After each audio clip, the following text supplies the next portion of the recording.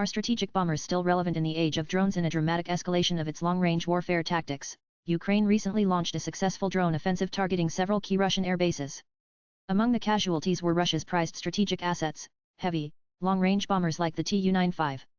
These aircraft, symbols of Russian military prestige and vital components of its nuclear deterrent, were reduced to wreckage by relatively inexpensive unmanned aerial vehicles. The incident has reignited debate in an era dominated by cheap drones and precision-guided missiles.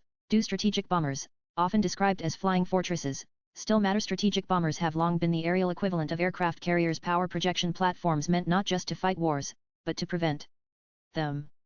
Their very presence in the skies sends a powerful message: this territory is under our control, and any challenge will be met with overwhelming force. Historically, these aircraft have served as the airborne arm of a nation's nuclear doctrine. On August 6, 1945, the world witnessed their devastating potential when the U.S. Air Force's B-29 Enola Gay dropped the first atomic bomb on Hiroshima.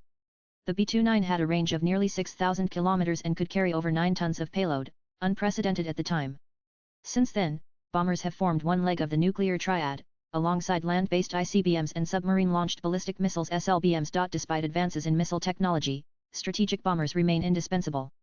Unlike ballistic missiles, which are often singular use and carry nuclear payloads, bombers offer flexibility. They can launch, loiter, abort missions mid-flight, or strike with conventional precision-guided weapons. Their continued relevance is underpinned by their deterrent value, both conventional and nuclear. In the 21st century, warfare is no longer about trench lines and tank battles alone. Long-range precision strikes, satellite-guided munitions, electronic jamming, and cyber warfare now define military supremacy. Yet strategic bombers remain at the heart of long-range deterrence. Why? Because they can be stationed thousands of kilometers away from conflict zones, safely beyond the reach of most short-range missiles, yet remain capable of delivering strikes deep into enemy territory.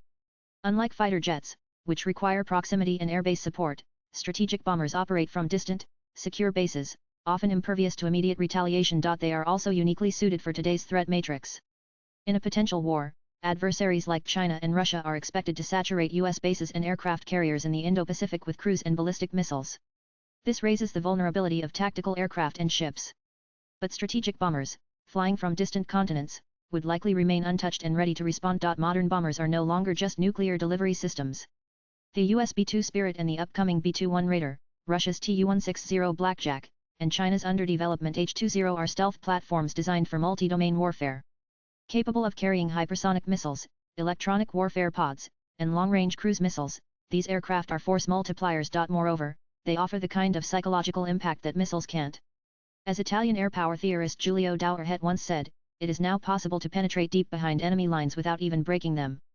That ability, to hover as a threat, visible on radars or even satellite imagery, forces adversaries to rethink aggression. Strategic bombers also serve as a bridge between naval and air power.